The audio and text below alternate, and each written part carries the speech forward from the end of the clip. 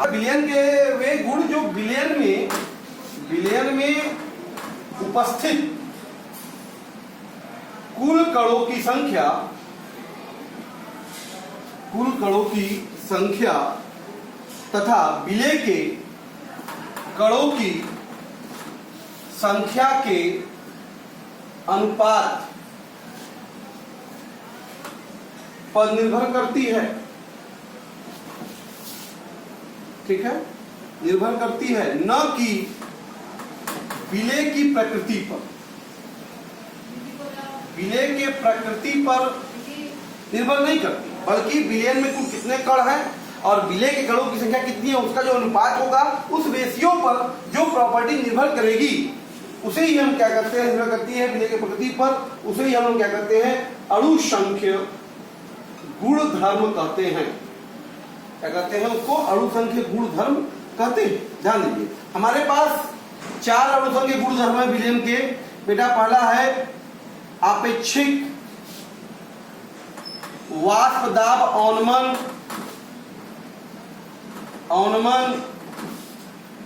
क्वथनांक उन्नयन हिमांक अवनमन और चौथा परासरण दाब। तो ये जो 4 विलियन का अपेक्षिक वाष्प दाब अवनमन, विलियन का क्वथनांक उन्नयन, विलियन का हिमांक अवनमन, विलियन का परासरण दाब, ये चारों के चारों एक अणुसंख्य कोलिगेटिव प्रॉपर्टी के तहत आते हैं। जिसमें बेटा हम लोगों ने अपेक्षिक वाष्प दाब अवनमन का अध्ययन कर लिया है, तो हम आज डिस्कस करेंगे आपसे बेटा क्वथनांक उन्नयन के बारे में। ओके, विलियन का क्वथनांक उन्नयन। सबसे पहले इसको समझते हैं हम लोग। देखो, पहले क्वथनांक क्या होता है सबको पता है ना, वह ताप जिस पर विलयन का वाष्प दाब, जिस पर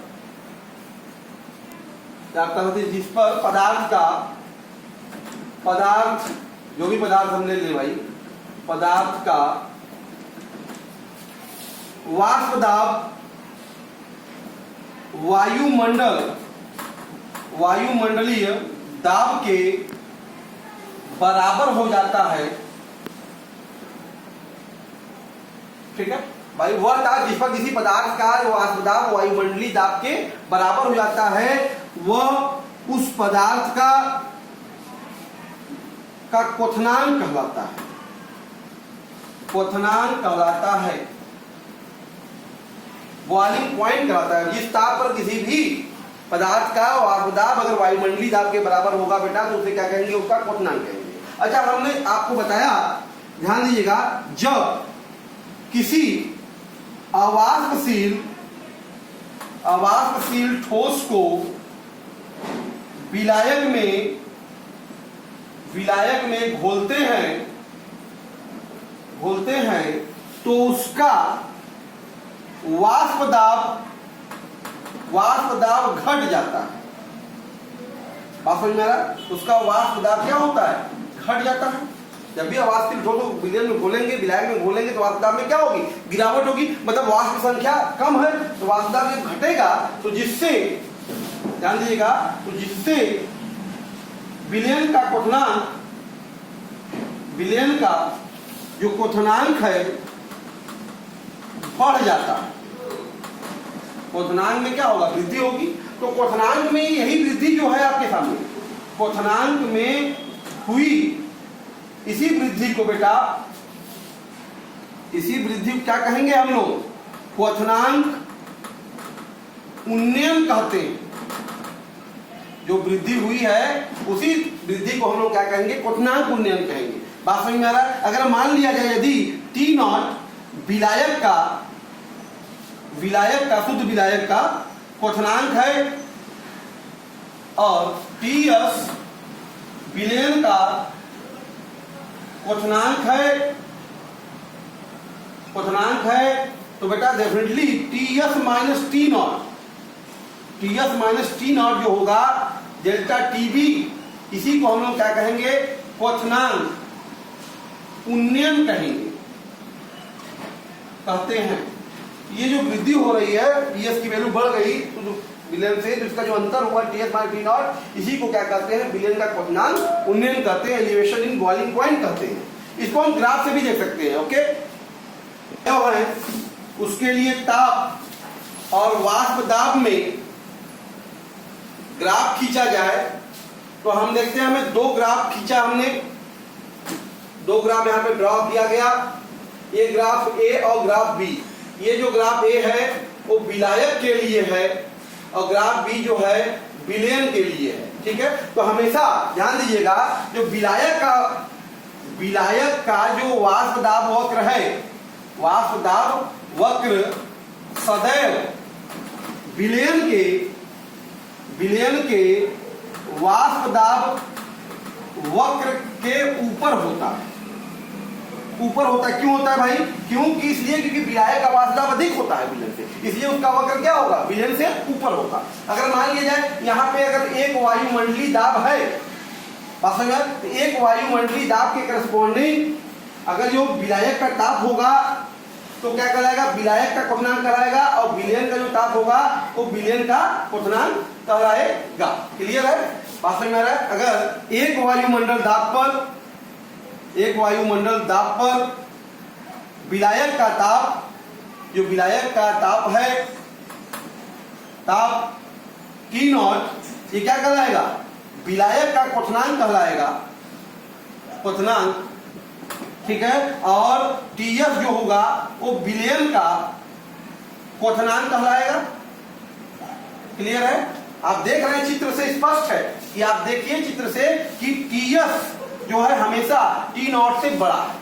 चित्र में आप देख रहे हैं टीएस की वैल्यू टी नॉट से बड़ी मिल रही है इस वाष्प ग्राफ वक्र में, तो इसका मतलब निश्चित तौर पे तो टीएस माइनस टी नॉट की यहाँ वृद्धि हो रही है, इसलिए दिखता है। तो यही जो वृद्धि है TS minus T naught, graph भी बता रहा है कि वृद्धि हो रही है, यही वृद्धि डेल्टा टीबी, यही क्वथनांक उन्नयन कहलाता है। ये क्या कहलाता है, क्वथनांक। तो ग्राफ से भी हम इस बात को स्पष्ट कर दिया गया कि हम देख रहे हैं ग्राफ में, यहाँ पर आप देख रहे हैं कि टीएस का विलयन का क्वथनांक विलायक क्वथनांक से हमेशा आगे रह रहा है। तो ये वृद्धि हुई क्वथनांकों में, तो ये डिफरेंस जो हुआ, ये अंतर हुआ, यही क्या कहलाएगा, विलयन का क्वथनांक उन्नयन कहलाएगा। ध्यान दीजिएगा एक खास बात, तनु विलयनों के लिए बेटा, तनु विलयनों के लिए हम पाते हैं कि विलयन का जो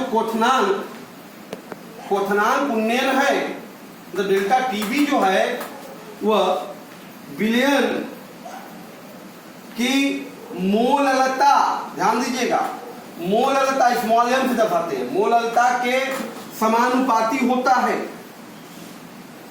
समानुपाती होता है, मोललता के समानुपाती। इसका मतलब delta TB proportional to small M, small M क्या है, मोललता। ओके, तो डेल्टा टीबी इक्वल टू क्या हो जाएगा, इसको हटाएंगे, कांस्टेंट आएगा केबी इंटू एम, समीकरण नंबर 1, जहां केबी क्या है, मोलल, बात समझ में आया, या मोलल उन्नयन स्थिरांक है। ये विलायक का क्या है, मोलल उन्नयन स्थिरांक, या सिंपली उन्नयन स्थिरांक के नाम से जानते हैं। अच्छा, दूसरी बात अगर बात करें, ध्यान दीजिएगा, अगर हम बात करें बेटा स्मॉल डब्ल्यू को कह दें विलय की मात्रा है ग्राम में, स्मॉल एम जो है विलय का अणु भार है, विलय का क्या है, अणु भार, और कैपिटल डब्ल्यू विलायक की मात्रा है केजी में, सॉरी ग्राम में। ठीक है, तो विलयन की मोललता क्या होगी, फार्मूला विलयन की मोललता बराबर, ध्यान दीजिएगा, विलय का मोल क्या हो जाएगा, डब्ल्यू बाई एम, भार बटे अणु भार, और बटे विलायक की मात्रा केजी में। तो विलायक डब्ल्यू ग्राम में है तो केजी में क्या हो जाएगा, 1000 ऊपर चला जाएगा। तो ये हो गया मोललता एम का मान। तो ये एम की वैल्यू उठा के समीकरण 1 में रख दें तो डेल्टा टीबी बराबर हमको क्या मिल जाएगा, ध्यान दीजिए, हमको मिलेगा 1000 केबी इंटू स्मॉल डब्ल्यू बटे small M into capital W. तो ये आप देख रहे हैं, इस तरीके से हम लोग, अगर हमको डब्ल्यू मतलब विलय की मात्रा, विलय का अणु भार, विलायक की मात्रा पता हो तो हम उसका क्वथनांक उन्नयन स्थिरांक क्वथनांक उन्नयन ज्ञात कर सकते हैं। तो इसी समीकरण 2 से ध्यान दीजिएगा, समीकरण 2 से अगर यम की वैल्यू निकाल दें तो हमको क्या मिल जाएगा, 1000 kb इंटू स्मॉल w बटे डेल्टा टीबी गुणे कैपिटल W। यहाँ समीकरण 3 से हम लोग किसी भी अविलेय ठोस का अणुभार कैलकुलेट कर सकते हैं। बात समझ में आ रहा है ना। यहाँ से हम लोग अविलेय ठोस का अणुभार की गणना कर सकते हैं। और समीकरण 1 देखिए, समीकरण 1 इस बात को स्पष्ट कर रहा है कि क्वथनांक उन्नयन जो है मूलतः मतलब विलय के कणों की संख्या पर निर्भर कर रहा है। समीकरण 1 से आप देख रहे हैं कि जो क्वथनांक उन्नयन है वो विलय के कणों की संख्या पर मूलतः पर निर्भर कर रहा है। इसलिए विलय का क्वथनांक उन्नयन क्या होगा, एक अणु संख्या गुणधर्म होगा। क्लियर है बेटा। केबी है, केबी इसका अगर मात्रक की बात करें, ध्यान दीजिए, तो इसका मात्रक बताइए क्या होगा, बताइए इसका मात्रक केबी का जो मात्रक होगा, मात्रक वो बेटा केल्विन केजी पर मोल होता है। क्या होता है, केजी केल्विन पर मोल में व्यक्त किया जाता है हमेशा मोलर उन्नयन स्थिरांक को। दूसरी बात, इसका मान जो है बेटा ये विलायक की प्रकृति पर निर्भर करता है। किस पर निर्भर करेगा, विलायक के नेचर। विलायक अगर बदल जाएगा तो केबी का मान भी बदल जाएगा। क्लियर है बेटा। से हिमांक अवनमन के बारे में डिस्कस करेंगे। ओके, अवनमन ध्यान दीजिए, किसी पदार्थ का हिमांक क्या होता है, फ्रीजिंग पॉइंट क्या होती है, सबको पता है। किसी पदार्थ का हिमांक, ध्यान दीजिए, वह ताप है जिस पर उसके द्रव अवस्था का जो वाष्प दाब होता है बेटा, वाष्प दाब उसके ठोस अवस्था के वाष्प दाब के बराबर होता है, तो हिमांक कहते हैं। हिमांक भाई वो ताप है जिस पर उसके द्रव अवस्था का जो वाष्प दाब होगा उसके ठोस अवस्था के वाष्प दाब अगर बराबर हो जा रहे हैं जिस ताप पर, तो वह ताप उस पदार्थ क्या कहलाएगा, हिमांक फ्रीजिंग पॉइंट कहलाएगा। अच्छा, हम जानते हैं बेटा कि जब किसी अवाष्पशील ठोस को शुद्ध विलायक में मिलाते हैं, तो विलायक का बेटा वाष्प दाब जो है, वाष्प दाब कम हो जाता है। क्या हो जाता है, विलायक का वाष्प दाब कम हो जाता है। जब वाष्प दाब घटेगा तो ऑटोमेटिक हिमांक भी क्या होगा, घटेगा, जिससे विलायक का वाष्प दाब घट जाता है। तब विलायक मतलब विलय का वाष्प दाब में कमी आ गई, तो बेटा विलयन के तो ये जो हिमांक है, तो हिमांक में जो आया कमी, इस कमी को ही क्या कहते हैं, हिमांक अवनमन कहते हैं। क्या कहते हैं, जो कमी आ गई यहाँ पे फ्रीजिंग पॉइंट में, जो डिक्रीजमेंट आया, उसी को क्या कहेंगे हम लोग, हिमांक अवनमन कहेंगे। अगर मान लिया जाए बेटा कि यदि T0 शुद्ध विलायक का हिमांक है और TS विलयन का हिमांक है, तो अधिक कौन होगा, विलायक का अधिक होगा हिमांक। तो आप ये जानिए कि तो T0 माइनस TS, ये जो कमी है यही है आपका डेल्टा TS, मतलब यही डेल्टा TS मतलब यही हिमांक अवनमन है। ठीक है, तो ये T0 माइनस TS को क्या कहते हैं, विलयन का हिमांक अवनमन कहते हैं। क्लियर। तो हम ग्राफ से भी समझ सकते हैं। आइए देखिए, अगर मान लिया जाए किसी भी विलयन के लिए उसके वाष्प दाब और ताप में ग्राफ खींचे, तो यहां पे हमको 3 ग्राफ बेटा दिखाई देता है इस तरीके से, ध्यान दीजिएगा। ये A, B और C 3 ग्राफ हमको देखने को मिलता है। तो ये ग्राफ हमेशा किसके लिए होगा बेटा, विलायक के लिए होगा। क्यों? क्योंकि विलायक का वास्तुदाब अधिक होता है, ठीक है। और नीचे वाला ग्राफ किसका होगा बेटा? विलयन का होगा, क्योंकि विलयन का वास्तुदाब कम होता है। बात में। और ये सी वाला जो है बेटा, ये ठोस विलयन का है। किसका है? ठोस अवस्था में जो विलयन है। इसका मतलब जो ग्राफ ए आप देख रहे हैं, इसका मतलब विलायक का, ध्यान दीजिएगा, विलायक का वही बात आ गई कि विलायक का वास्तुदाब वक्र जो है ए सदैव विलयन के वास्तुदाब वक्र बी से ऊपर रहता है। क्यों? क्योंकि विलायक का जो वास्तुदाब है, वास्तुदाब विलयन से अधिक होता है, ठीक है। इसलिए वो ग्राफ क्या रहेगा? हमेशा ऊपर रहेगा। अच्छा, वक्र सी जो है, वक्र सी विलयन के ठोस अवस्था के लिए वास्तुदाब वक्र है। तो ध्यान दीजिएगा, तो वास्तुदाब वक्र पे ये जो है, इसके करस्पॉन्डिंग अगर जो विलायक का ताप होगा बेटा, वो टी नॉट कहलाएगा और विलयन का क्या कहलाएगा? टी एस कहलाएगा। तो इसका मतलब ठोस अवस्था पर, ठोस विलयन पर ध्यान दीजिएगा, विलायक का जो ताप है, विलायक का ताप जो है टी नॉट, ये विलायक का क्या कहलाएगा? विलायक का हिमांक कहलाएगा, विलायक का हिमांक। तथा ये जो टीएस है, ये विलयन का हिमांक कहलाएगा। क्या कहलाएगा? विलयन का हिमांक। तो ग्राफ से देखिए स्पष्ट है कि ग्राफ से हम देख रहे हैं कि टीएस जो है ये टी नॉट से कम है। विलयन का हिमांक विलायक के हिमांक से क्या है? कम है। तो ये हिमांकों में जो कमी आ रही है, T not minus T F, इसी को कहेंगे डेल्टा टी एफ। यही है विलयन का हिमांक अवनमन। ये क्या है? हिमांक अवनमन होता है। क्लियर है? बात समझ में आया? ये क्या होता है? विलयन का हिमांक अवनमन। हो गया? तो बेटा देखिए, उसी प्रकार से तो हम कह सकते हैं, यहां पर भी ध्यान दीजिएगा कि तनु विलयनों के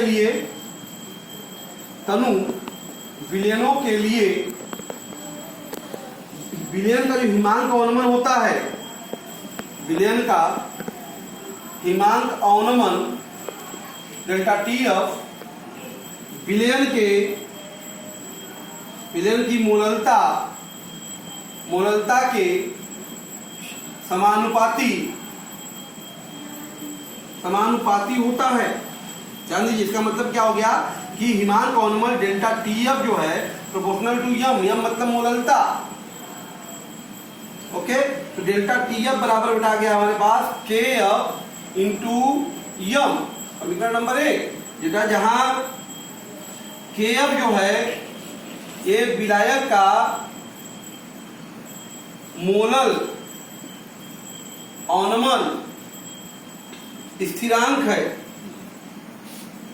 क्या है? मोलल अवनमन स्थिरांक है। ओके, इसी स्थिरांक को क्रायोस्कोपिक, ध्यान दीजिएगा, मोलल अवनमन स्थिरांक को क्रायोस्कोपिक स्थिरांक भी कहते हैं। बात समझ में आया? क्रायोस्कोपिक स्थिरांक भी कहते हैं। ध्यान दीजिए, तो उसी प्रकार से अगर हम फिर से हम मान लें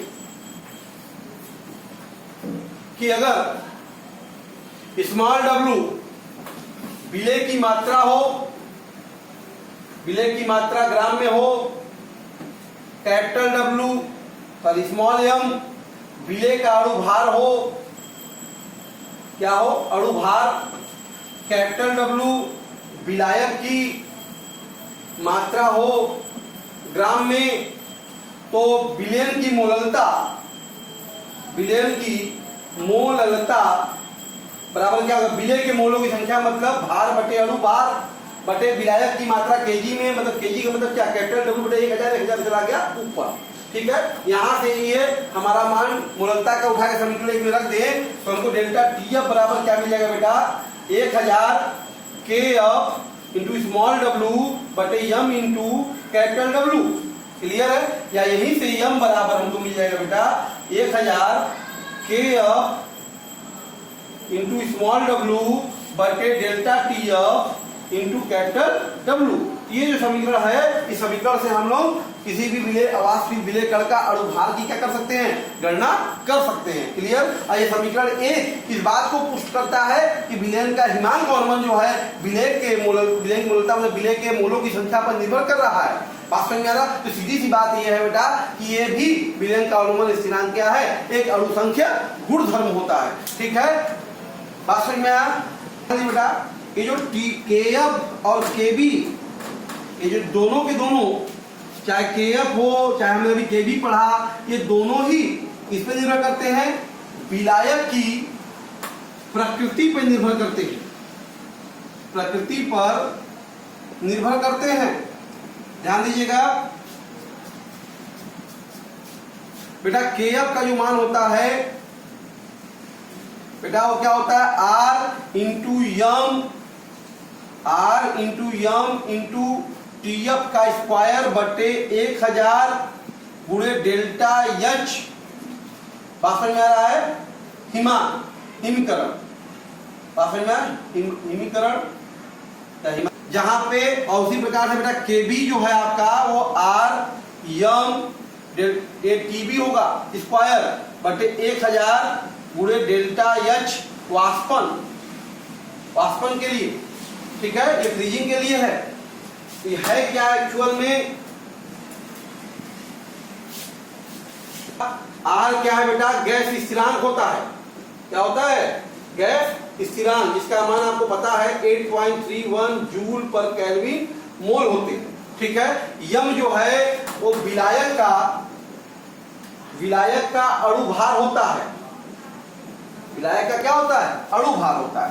और TF ये विलयन का,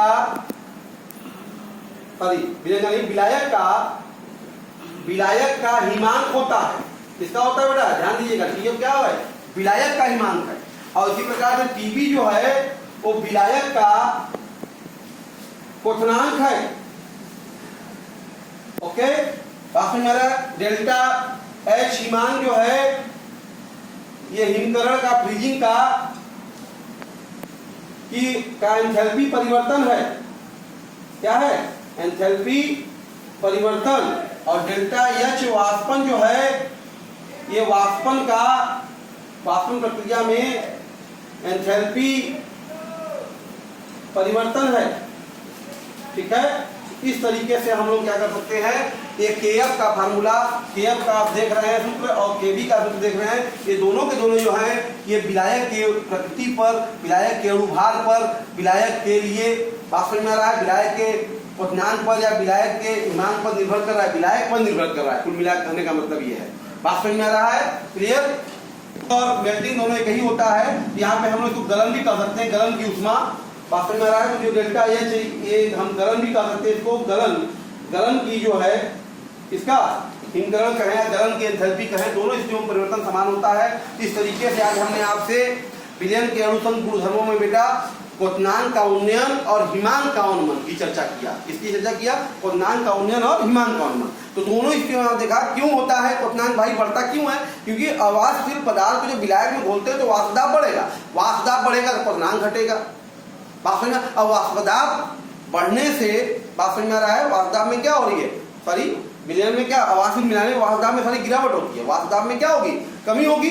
ठीक है, क्योंकि अवाष्पशील जब मिलाएंगे भाई किसी भी विलायक में अवाष्पशील पदार्थ मिलाएंगे तो वाष्पों की संख्या घटेगी, तो वाष्प दाब घटेगा, वाष्प दाब घटेगा तो क्वथनांक क्यों होगा, बढ़ जाएगा, क्योंकि वाष्प संख्या कम बन रही है तो अधिक एनर्जी देनी पड़ेगी उसको वाष्प में बदलने के लिए, इसलिए क्वथनांक क्या हो गया, बढ़ गया। और उसी प्रकार से जब वाष्प दाब घटता है तो उसी प्रकार से उसकी फ्रीजिंग भी, हिमांक भी क्या होता है, घटता है।